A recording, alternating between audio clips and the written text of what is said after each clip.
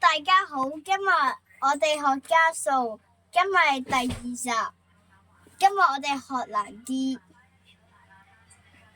係64加64等於。咁有冇人知道咩幾多個答案咧？俾15秒鐘，你哋諗下，10、9、8、7、6、5、4、3、2、1。咁咧，我哋就開估。有冇人知道嘅答案咧？嚟啦！我哋未得，嚟啦！答案就係呢個128啊！咁啊，點樣計出嚟咧？詳細步驟都係要攞筆計一下啦。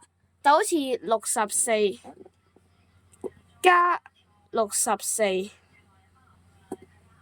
咁樣咧，應該同正常加數係一樣嘅。呢度4同埋4加埋等於8。